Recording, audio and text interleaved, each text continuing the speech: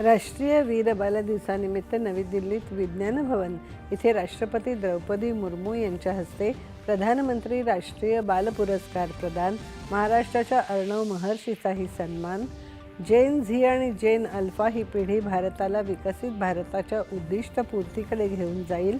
वीर बाल दिवसानिमित्त कार्यक्रमात पंतप्रधानांनी व्यक्त केला विश्वास. अल्पकालीन लोकप्रियतेच्या झगमगाटात न अडकता आणि स्वतःला यशापुरतं मर्यादित न ठेवता तुमचं यश हे देशाचं यश बनायला हवं.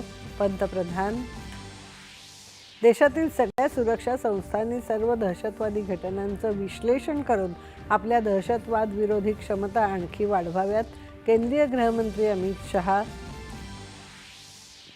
मनरेगा योजनेत पारदर्शकतेची आणि काळानुरूप बदलांची गरज होती, मात्र विरोधक नव्या कायद्यावर विनाकारण टीका करत असल्याचा केंद्रीय कृषी मंत्र्यांचा पलटवार. बांगलादेशात अल्पसंख्याकांवर होणाऱ्या, विशेषतः हिंदूंवर होणाऱ्या अत्याचार निषेधार्ह. हा गंभीर चिंतेचा विषय असून बांगलादेशातील स्थितीवर भारत बारकाईने लक्ष ठेवून आहे. परराष्ट्र मंत्रालय.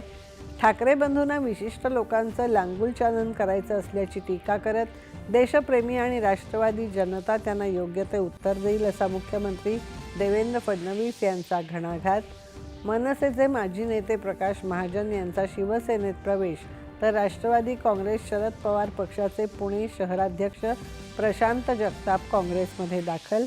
राज्यात सोयाबीन खरेदीला 31 जानेवारीपर्यंत मुदतवाढ. यावर्षी 19 लाख टन सोयाबीन खरेदीचं उद्दिष्ट. पणन मंत्री जयकुमार रावल. आणि भारत आणि श्रीलंका महिला संघामधील T20 क्रिकेट मालिकेतील तिसऱ्या सामन्यात श्रीलंकेचं भारतासमोर 113 धावांचं आव्हान. नमस्कार. 9:30